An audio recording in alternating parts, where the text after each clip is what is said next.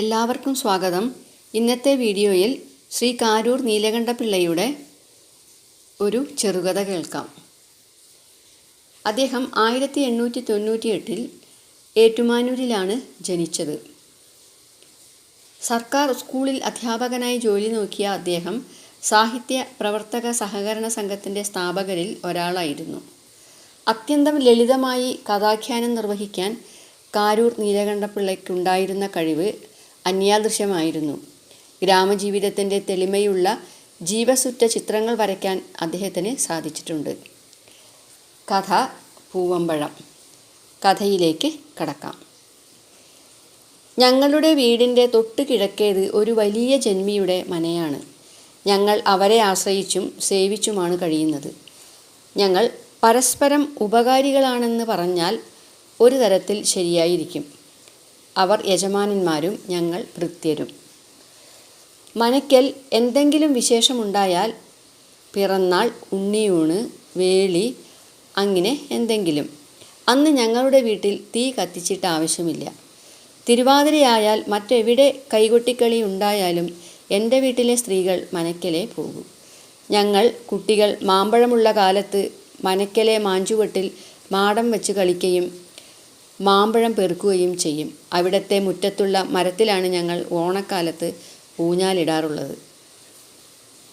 അങ്ങനെ ആ മന ഞങ്ങൾക്ക് വീട്ടിലും ഉപരിയാണ്. അവിടെ എൻ്റെ പ്രായത്തിലൊരു ഉണ്ണി ഉണ്ടായിരുന്നു, വാസുക്കൂട്ടൻ. ഞങ്ങൾ വലിപ്പ ചെറുപ്പ വിചാരമില്ലാത്ത ചങ്ങാതികളായിരുന്നു, പിരിയാത്ത കൂട്ടുകാർ. കഷ്ടം, ആ ഉണ്ണി 3 കൊല്ലം മുമ്പ് മരിച്ചുപോയി. അതിൻ്റെ അമ്മ അതെങ്ങനെ സഹിച്ചോ? ഭർത്താവ് മരിച്ചതിൽ പിന്നെ ആ സ്ത്രീയുടെ ആശാകേന്ദ്രം ആ ബാലനായിരുന്നു. 10 കൊല്ലക്കാലം ആ വിധവ അനുഭവിച്ച ദുഃഖങ്ങൾക്കിടയ്ക്ക് കാണാറുള്ള മധുര സ്വപ്നങ്ങൾ അങ്ങനെ അവസാനിച്ചു 3 കൊല്ലം മുമ്പ്. ആ അന്തർജനത്തിന് ഇങ്ങനെയൊന്നും വരേണ്ടതല്ല. അവരെ പരിചയമുള്ളവർ, അവരുടെ വർത്തമാനം കേട്ടിട്ടുള്ളവർ ആഗ്രഹിക്കും അവർക്ക് നന്മ വരണമെന്ന്. അവരെ ഒരിക്കൽ കണ്ടിട്ടുള്ളവരൊരുത്തരും കണ്ണീർ പൊഴിക്കാതിരിക്കയില്ല. അവരുടെ ഇന്നത്തെ നില അറിഞ്ഞാൽ എന്താണ് അവർക്കൊരു സുഖമുള്ളത്? എന്തിനാണ് അവരിനി ജീവിച്ചിരിക്കുന്നത്? അവരുടെ പേര് ഉണ്ണിമ എന്നോ നങ്ങയ്യ എന്നോ ഏതാണ്ടാണ്. എന്നാലും അയൽപക്കത്തുള്ള പെണ്ണുങ്ങൾ അവർക്ക് കൊടുത്തിരിക്കുന്നത് പൂവമ്പഴം എന്നൊരു പേരാണ്. ആക്ഷേപിച്ചു പറയുന്നതല്ല. അവരുടെ മാതൃഗൃഹം പൂവമ്പുഴ എന്നൊരു സ്ഥലത്താണ്. അതിൽ നിന്ന് ഇങ്ങനെയൊരു പേര് പ്രചാരത്തിലായി. അവർക്ക് ആ പേരാണ് ചേരുന്നതും. വെളുത്ത് ചുവന്ന് മെഴുത്തിട്ടാണവർ. മകൻ മരിച്ചതിൽ പിന്നെ ഒരിക്കലോ മറ്റോ ആണ് ഞാൻ അവരെ കണ്ടിട്ടുള്ളത്. എനിക്കേതാണ്ട് പുരുഷപ്രാപ്തിയായി അവരൊരന്തർജനവും. ഒരു ദിവസം അമ്മ പറഞ്ഞു, നിന്നെ ആണ്ടടാ പൂവമ്പഴം വിളിക്കുന്നു ആ മതിലിങ്കല്. ഞാനൊരു ഗൃഹപാഠ കണക്ക് ചെയ്തുകൊണ്ടിരിക്കുകയായിരുന്നു. അവർ വിളിച്ചത് കിണറ്റിൽ പോയ തൊട്ടിയെടുത്തു കൊടുക്കാനോ പീടികയിൽ പോകാനോ വല്ലതുമായിരിക്കും. എനിക്കൊട്ടും രസിച്ചില്ല. എൻ്റെ വീട്ടുകാരൊക്കെ മനയ്ക്കൽ വേലക്കാരാണ്, ആണുങ്ങളും പെണ്ണുങ്ങളും. ഹൈസ്കൂളിൽ പഠിക്കുന്ന എനിക്ക് അതൊരു കുറവായി തോന്നിയിട്ടുണ്ട്. ദാരിദ്ര്യം കൊണ്ടാണ് അവിടെ വീട് പണിക്ക് പോകുന്നത്. അതുകൊണ്ട് ദാരിദ്ര്യം മാറുന്നുണ്ടോ? ഒട്ടില്ല താനും. ഗതി പിടിക്കാനുള്ള വഴി നോക്കണമെന്ന് വിചാരമില്ല. അന്നന്നത്തെ കഞ്ഞിക്ക് മനയ്ക്കൽ നിന്ന് കിട്ടുന്നത് കൊണ്ട് കഴിയുന്നു. കുടുംബത്തോടെയുള്ള ഈ നിത്യദാസ്യത്തിനൊരു മാറ്റം വരണമെന്ന് എനിക്ക് മോഹമുണ്ട്. ഞാനായിരിക്കും അതിൻ്റെ മാർഗദർശി.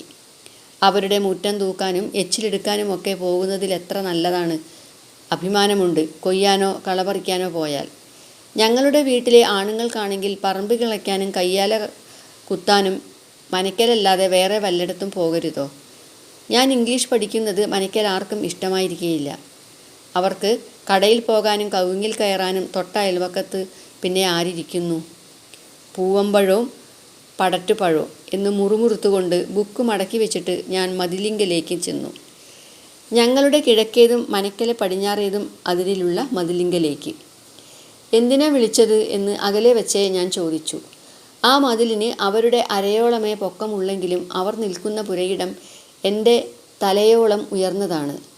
അവരൊരു മേൽമുണ്ട് പുതച്ചിരുന്നു. അവരുടെ അഴകേറിയ നീണ്ട മുടി അനുസരണക്കേട് കാണിച്ചുകൊണ്ടിരുന്നു. അതിനും അറിയാം ഉടയോനില്ലാത്തവരെ വകവയ്ക്കേണ്ടെന്ന്. ഞാനൊരു 15 അടി അകലത്തിൽ ചെന്ന് നിന്നു. അപ്പുവിനെ കണ്ടിട്ട് എത്ര നാളായി? അവിടെ എന്തെടുക്കുകയായിരുന്നു? ഞാനൊരു കണക്ക് ചെയ്യുകയായിരുന്നു. ഇന്ന് പഠിത്തമില്ലല്ലോ, പിന്നെ എന്താ ധൃതി? ധൃതിയൊന്നുമില്ല. എന്താ വേണ്ടത്? നീ ഇങ്ങോട്ട് നടന്നു വന്നപ്പോൾ ഞാൻ ഓർക്കുകയായിരുന്നു എൻ്റെ വാസുവിൻ്റെ കാര്യം. അപ്പുവിനേക്കാൾ 1.5 മാസത്തെ എളുപ്പമേ ഉണ്ടായിരുന്നുള്ളൂ. അവർ മകൻ്റെ കാര്യം പറഞ്ഞു തുടങ്ങിയാൽ കരഞ്ഞേക്കും. ഞാൻ എന്ത് പറഞ്ഞാണ് അവരെയൊന്ന് സമാധാനപ്പെടുത്തുക? ഞാനൊന്ന് മൂളി. ദൈവം നീട്ടിവലിക്കുകയായിരുന്നു. അവരുടെ ശബ്ദത്തിന് ഇടർച്ച തോന്നിയില്ലെങ്കിലും നീണ്ടു നീലിച്ച നയനങ്ങൾ ശോകം പ്രകടിപ്പിച്ചു. നമ്മുടെ കാര്യം ആർക്കറിയാം? അവരൊന്ന് നെടുവീർപ്പിട്ടു.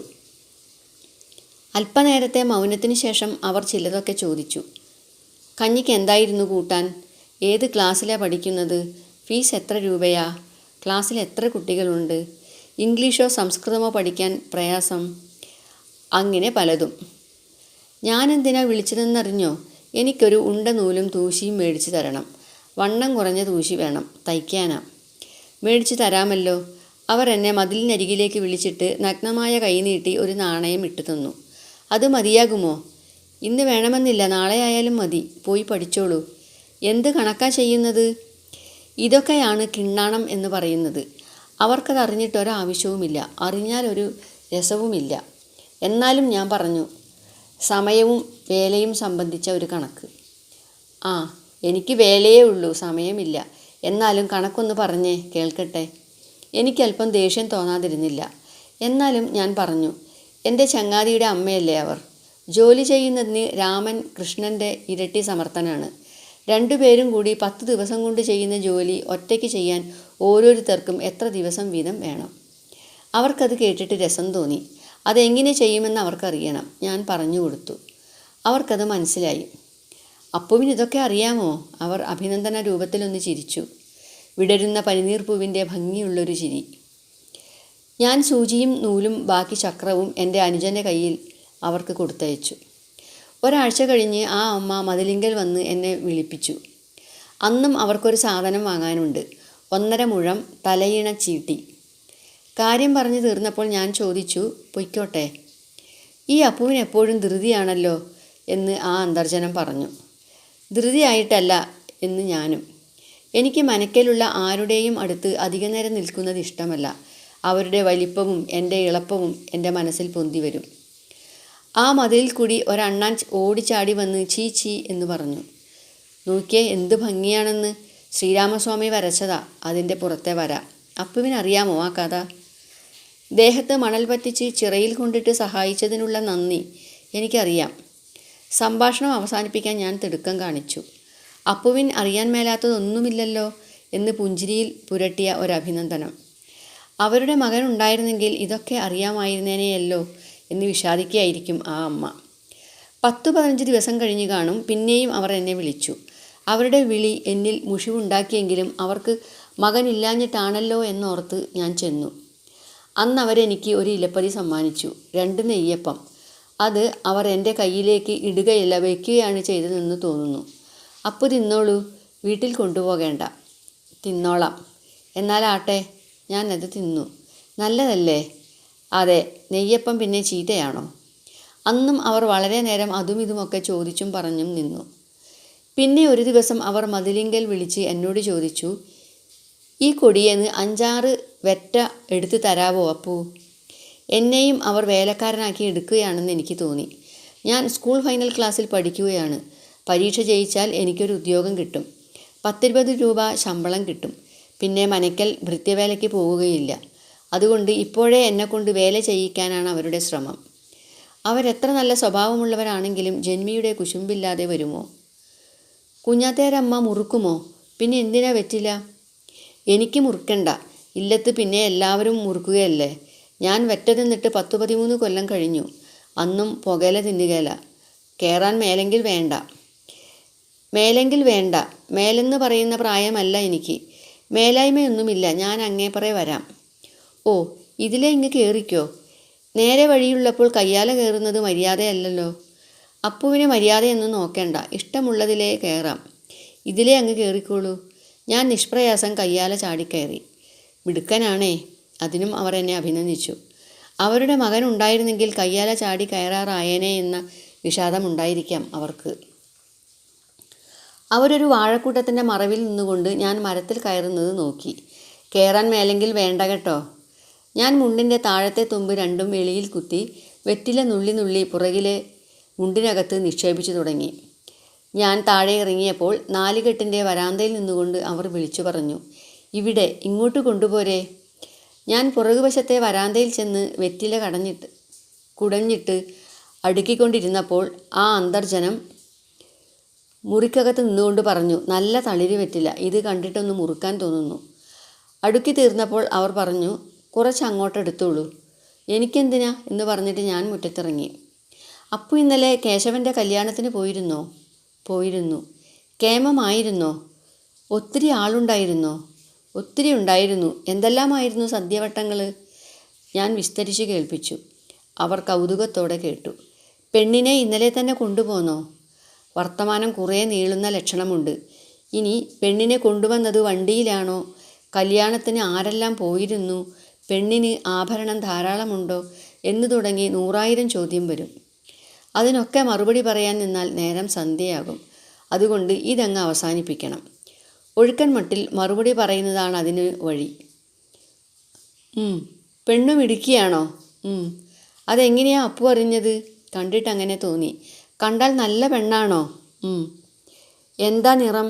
ഇരുനിറം. എൻ്റെ നിറമാണോ? എന്നേക്കാൾ വെളുത്തതാണോ? അതാണോ ഇരുനിറം? പെണ്ണിന് എന്ത് പ്രായമുണ്ട്? ഒരുവിധം. ഒരുവിധം? അവരൊന്ന് ചിരിച്ചു. അല്ലല്ല, ഞാൻ വേറെ ഏതാണ്ട് ഓർത്തുപോയി. 10-20 വയസ്സ് വരും. വേറെ എന്താ ഓർത്തത്? ഒന്നുമില്ല. അതല്ല, പെണ്ണ് വീട്ടുകാരുടെ സ്വത്തിൻ്റെ കാര്യം. ഒരുവിധം സ്വത്തുണ്ട്. 20 വയസ്സായോ? ചെറുക്കൻ എത്ര വയസ്സാ? അതിൽ കൂടുതലുണ്ട്. ആ അമ്മ ചിരിച്ചു. അങ്ങനെയല്ലേ നമ്മുടെ നാട്ടിൽ പതിവ്? വെള്ളക്കാർക്ക് അങ്ങനെയല്ല പോലും. അടുക്കളയിൽ നിന്ന് പുറത്തിറങ്ങാത്ത അന്തർജനം വെള്ളക്കാരൻ്റെ കാര്യത്തിലേക്ക് കടന്നിരിക്കുന്നു. ലോകം മുഴുവൻ ചുറ്റുന്ന മട്ടുണ്ട്. എന്നാലും അവരെ നിഷേധിക്കാമോ? അവർക്ക് മകനില്ല, ഭർത്താവില്ല. സാധു. അപ്പുവിന് 18 വയസ്സായില്ലേ? എന്നെ വേളി കഴിച്ചത് 13 വയസ്സിലാണ്. ഈ മകരത്തിൽ 20 കൊല്ലമാകും. അദ്ദേഹത്തിനന്ന് 18 വയസ്സായിരുന്നു. അവർ മുറിക്കകത്ത് കതകിൻ്റെ ഒരു പാളിയിൽ മാറിടം കൊള്ളിച്ച് നിൽക്കുകയാണ്. അവരുടെ കഴുത്തിലൊരു മുണ്ടുള്ളത് ഒരു കയറു പോലെ കിടക്കുകയാണ്. അതിൻ്റെ 2 തലയും പുറകോട്ടായിരുന്നു. അവരുടെ കഴുത്തിൽ താലിയില്ലെന്നുള്ള വസ്തുത മറയ്ക്കാൻ മാത്രം പറ്റിയിരുന്നു ആ മുണ്ട്. ഞങ്ങളുടെ വീട്ടിലെ ചക്കിപ്പൂച്ചയും ഞങ്ങളോടുകൂടി പടിയിൽ എനിക്ക് അഭിമുഖമായിട്ട് ആ സുന്ദരി പൂച്ച വന്ന് ഇരിപ്പ് പിടിച്ചു. ഞങ്ങളുടെ വർത്തമാനം അതിന് രസിച്ചെന്ന് തോന്നുന്നു. എന്ത് ഭംഗിയുള്ള പൂച്ച! ആത്തേരമ്മ പറയുകയാണ്. പക്ഷേ ഇത് വല്ലാത്തതാണ്. രാത്രി എൻ്റെ കൂടെയാ കിടപ്പ്. ഞാൻ അറിയാതെ വന്ന് എൻ്റെ കൈക്കൂട്ടിൽ പറ്റി പിടിച്ച് കിടക്കും. അതിനറിയാം കുഞ്ഞത്തോരമ്മയ്ക്ക് അതിനോടിഷ്ടമുണ്ടെന്ന്. ചൂടുപറ്റി സുഖത്തിനങ്ങ് കിടക്കും. അവർ എൻ്റെ നേരെ ഒന്ന് നോക്കി. തുളച്ചു കയറുന്ന ഒരു നോട്ടം. അവരുടെ മുഖം കതകിൻ്റെ മറവിലേക്കൊന്ന് മാറുകയും ചെയ്തു. ഞാൻ പോകുന്നേ എന്ന് പറഞ്ഞിട്ട് 4 കെട്ട് ചുറ്റി പടിപ്പുര കടന്ന് ഞാൻ വീട്ടിലേക്ക് പോന്നു. പിന്നെ ഞാൻ അവരെ കാണാൻ പോയില്ല. എന്നെ വിളിക്കുമ്പോൾ ഞാൻ പറയും, അവർക്ക് ജോലിയൊന്നുമില്ല, ഞാൻ ഇവിടെ ഇല്ലെന്ന് പറഞ്ഞേരേ എന്ന്. കുറേ നാൾ കഴിഞ്ഞപ്പോൾ പൂവമ്പഴത്തിനെന്തോ സുഖക്കേടാണെന്ന് വീട്ടിലാരോ പറയുന്നത് കേട്ടു. ആയിടെ അവിടുത്തെ നമ്പൂതിരി 3ാമതൊരു അന്തർജനത്തെ കൂടി വേളി കഴിക്കുകയുണ്ടായി. അതിൻ്റെ കുടിവെപ്പ് അത്ര കേമമായിരുന്നില്ലെങ്കിലും ഞങ്ങൾക്ക് സദ്യയുണ്ടായിരുന്നു. ഞാൻ ഊണ് കഴിഞ്ഞപ്പോൾ പൂവമ്പഴം എന്നെ വിളിപ്പിച്ചു. അവർക്ക് സുഖമില്ലാതിരിക്കുകയല്ലേ, വല്ല മരുന്നും വാങ്ങിക്കൊണ്ട് വരാനായിരിക്കും. അവർക്ക് മക്കളില്ലല്ലോ. ഞാൻ പുറകുവശത്ത് മുറ്റത്ത് ചെന്ന് നിന്നു. അവർ മുറിക്കകത്ത് വാതിൽക്കൽ ഇരുന്നു. അവരുടെ നീണ്ട മുടി മുറിച്ചു കളഞ്ഞിരിക്കുന്നു. കവിളെല്ലുകൾ തള്ളി നിൽക്കുന്നു. കണ്ണിൻ്റെ പ്രകാശത്തെ നിരാശ കവർന്നിരിക്കുന്നു. പുരികത്തിൻ്റെ മാത്രം ഭംഗി ശേഷിച്ചിട്ടുണ്ട്. ക്ഷീണിച്ച സ്വരത്തിൽ അവർ ചോദിച്ചു, ഉണ്ടോ? ഉണ്ടു. സദ്യ നന്നായോ? നന്നായി. എനിക്കൊന്നും കഴിക്കാൻ മേല, ഒന്നും വേണ്ടാതാനും. ഇനി ഇവിടെ ആദ്യമുണ്ടാകുന്ന സദ്യ ഒരു പിണ്ടമായിരിക്കും. അതെ അപ്പു, അതെ.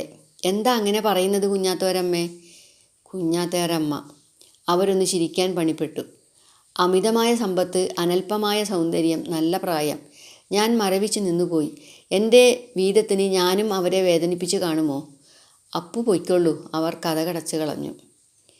ഇതോടെ ഇന്നത്തെ വീഡിയോ പൂർണ്ണമാകുന്നു. നന്ദി, നമസ്കാരം.